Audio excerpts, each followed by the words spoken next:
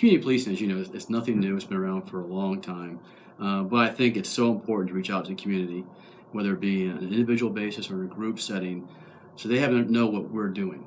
How are we addressing crime? How are we addressing things that issues in the community?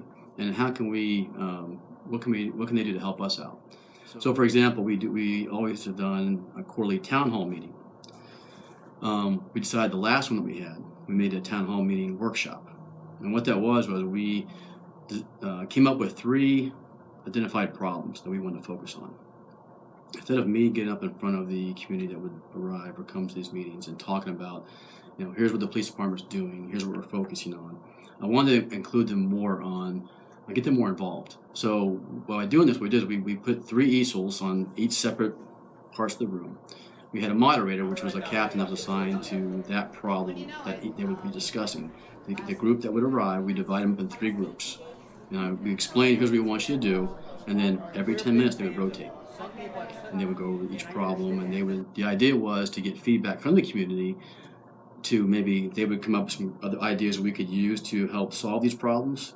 By talking about it, it helps us solve these problems and lets them know what we're doing about it. A lot of times, the community might be asking, why isn't the police department doing this? So when we're discussing it, they go, oh, okay, they are doing that. Or maybe they find out why we can't do something. So after they went through all 3 problem areas, we got back in one big group, and we would all discuss as a group, basically what we came up with. Here are some of the ideas. Here's what we're going to focus on, and which we've already implemented some of those ideas already.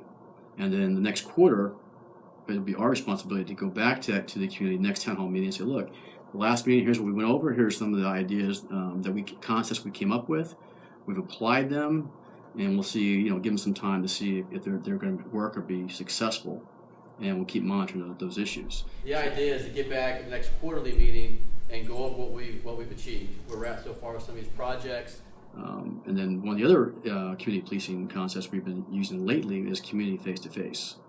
So once a month, myself, the zone officer assigned to that area, and a couple other officers will hit a business area one month. The second month, we'll do a residential area.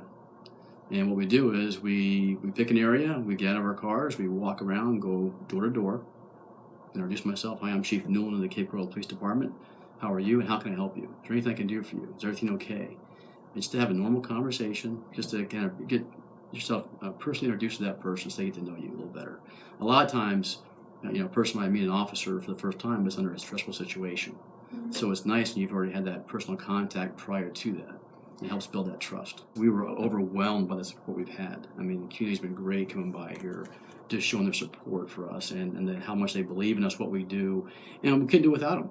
So it's so important to have these programs, again, in any ways, various ways you can reach out to the community and include them in that decision making. You want them to know what we're doing and why we're doing it.